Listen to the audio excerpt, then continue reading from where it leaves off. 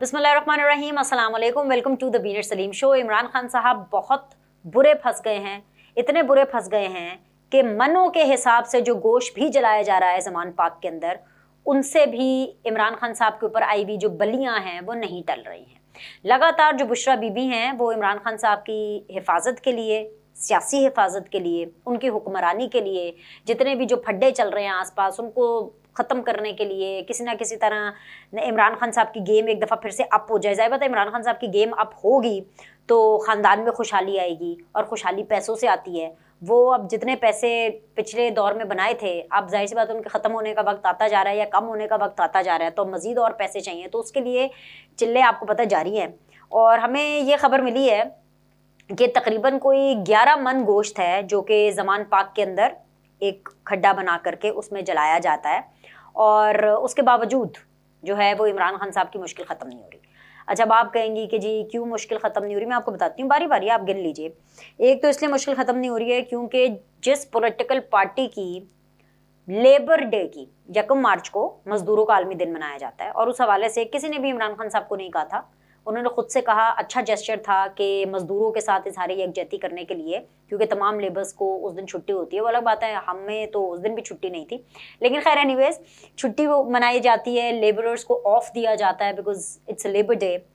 तो जिस political party की लेबर डे की रैली अपने अंजाम पर ना पहुंचे, अपनी मंजिल मकसूद पर ना पहुंचे, और वो मंजिल जो उन्होंने खुद ही तयन किया हो, और वो रैली फ्लॉप हो जाए, तो आप मुझे बताएं और आपको क्या निशानी चाहिए कि उस लीडर की, उस पॉलिटिकल पार्टी की क्या स्टैंडिंग है।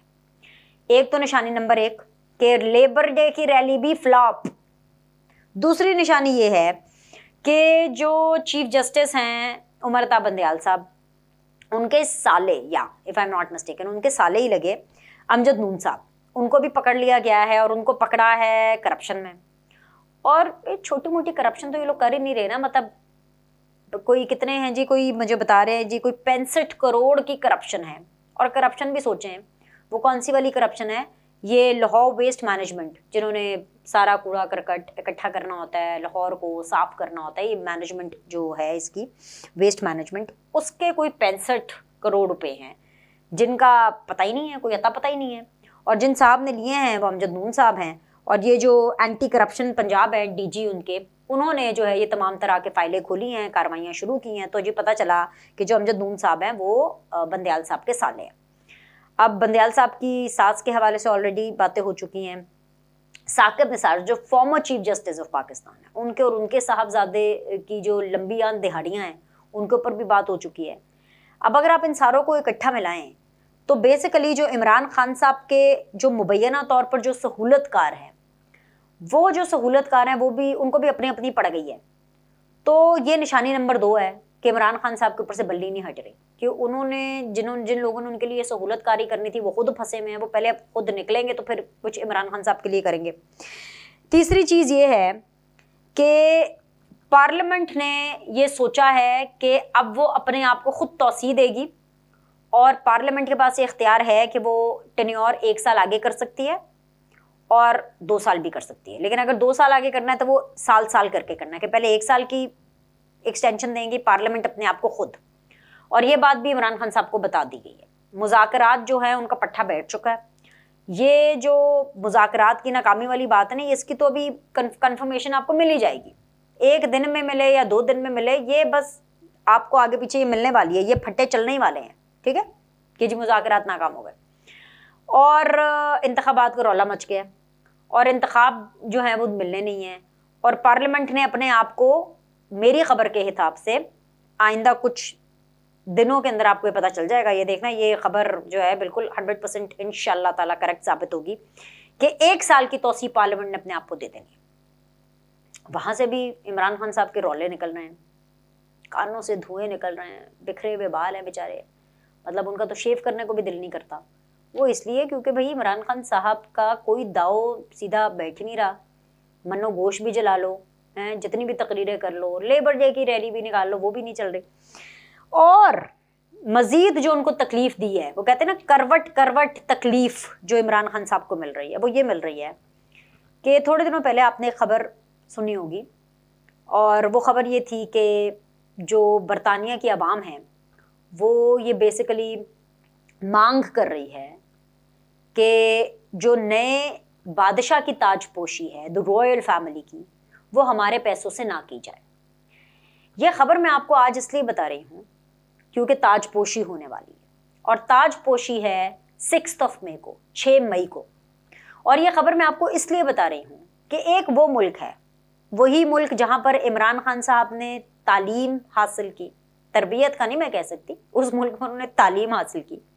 अब पता नहीं वो, मतलब मुझे नहीं पता वो कौन सी तालीम थी, खैर जाहिर सी बात है ऑक्सफोर्ड से पढ़े हुए हैं, उन्होंने वहां पे तालीम हासिल की। और एक वो मुल्क है जहां पर वहां की आवाम यह हक रखती है और इतनी ताकतवर है कि वो रॉयल फैमिली को, बादशाहत को, तख्त को ललकार रही है कि भाई हमारे पैसों से ताजपोशी ना करो, है। और एक हमारे मुल्क है कि जहां पर जो चीफ जस्टिस हैं उनके साले साहब भी 65 करोड़ ले जाते हैं। जो हमारी खातून अव्वल होती हैं, इमरान खान साहब की जो बेगम हैं, उनकी जो बेस्ट फ्रेंड है पिंकी पीरनी, वो पता नहीं कितने अरबों ले जाती हैं। मतलब आप समझ रहे हैं आवाम की यहाँ पे क्या, मतलब यहाँ पर तो हर कोई दिहाड़ी के चक्कर में आता है। ये हम इस मुल्क में हैं जहाँ पे साबिक चीफ जस्टिस का जो बेटा है वो जो है करोड़ों ले जाता है, और हम उस मुल्क में हैं कि जहाँ पर साबिक चीफ जस्टिस की एक जफ्फी की कीमत तुम क्या जानो, हम बताते हैं ना आपको, एक जफ्फी की कीमत है 1 करोड़ 20 लाख रुपए।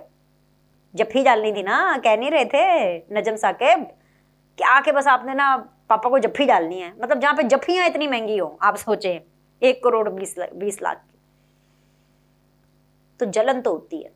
अच्छा खैर, खबर पे वापस आए इससे पहले कि मैं मजीद इमोशनल हो जाऊं। खबर यह है कि करवट फिर तो नींदें हराम होनी है इमरान खान साहब की, कि जब पता चलेगा कि इतने सालों बाद, मतलब देखे ना, एक तो मलका बरतानिया माशाल्लाह, she was 90+, I think she was 96 years old somewhere, माशाल्लाह एक उन्होंने इतनी लंबी उम्र पाई, और इतने सालों के बाद अगर कोई किंग बन रहा है, क्वीन नहीं किंग बन रहा है, ताजपोशी हो रही है, वो है जी प्रिंस चार्ल्स की। अब प्रिंस चार्ल्स की ताजपोशी हो रही है और पूरी दुनिया से लोगों को बुलाया जाएगा, और नवाज शरीफ सऊदी अरेबिया के बाद अब बरतानिया में, अब रॉयल फैमिली के, लंदन की बरतानिया की जो रॉयल फैमिली है उनके रॉयल मेहमान बनेंगे। इनविटेशन नवाज शरीफ को पहुंच चुका है, उनकी टेबल पर है, उसी टेबल पर जो कि उसी दफ्तर में मौजूद है जहां पर जितने लोग जाते हैं मुलाकात होती है। हम भी वहां गए, हमारी भी वही मुलाकात होती है, और जितनी भी नवाज शरीफ साहब जो है मुलाकातें करते हैं उधर उनको इन्विटेशन पहुंच गया है। अब आप मुझे बताएं, इमरान खान साहब को तो अभी तक इन्विटेशन नहीं आया। वो तो जब पिछली दफा भी, आपको याद नहीं है कि ये बताया करते थे, ये इंटरव्यू जो लीक होते हैं, कभी बाजवा साहब इधर इसको दे दिया, उधर बात कर दी, इसके कान में कुछ फुसफुसा दिया, उसको फोन करके कुछ बता दिया, तो बाजवा साहब कहते थे कितनी मुश्किलों से हम लोगों ने एक बरतानिया का इन्विटेशन मंगाया था, और उस पर भी बुशरा बीबी ने इमरान खान साहब को बरतानिया नहीं जाने दिया कि ये जाएगा तो ये अपने बच्चों से जाके मिल लेंगे, तो नहीं जाने देना, ये अब शुगर हो जाएगा, ये आपके लिए अच्छा नहीं होगा, याद है आपको। तो इमरान खान साहब को तो नहीं आया इनविटेशन।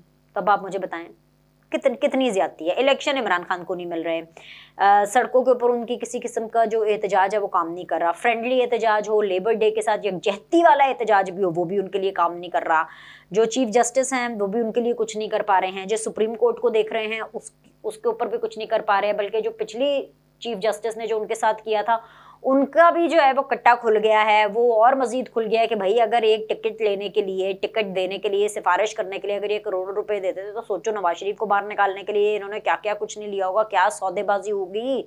और अभी तो डैम फंड के बारे में नहीं पूछ रहे, कौन रखवाली कर रहा था, किधर गया डैम फंड, और फिर उसके बाद जो पार्लियामेंट है वो अपने आप को एक्सटेंशन भी दे रही है, फिर उसके बाद जो है वो फौज और हुकूमत जो है वो सही मानों में प्रोडक्टिव तरीके से, वो वाला सेम पेज नहीं जो खान साहब और बाजवा का था, नो नो नो नो, एक प्रोडक्टिव तरीके से जो है वो सेम पेज पर है। तो आप मुझे बताएं अब क्या करे बेचारा इमरान खान, ये तो बहुत बुरी की है, ऊपर से इलेक्शन के लिए नवाज शरीफ भी नहीं मान रहे।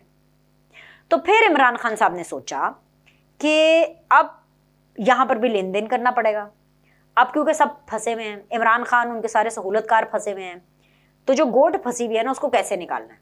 तो इमरान खान को मशवरा देने वालों ने मशवरा दिया, और इमरान खान साहब ने ये आगे बात पहुंचा भी दी है।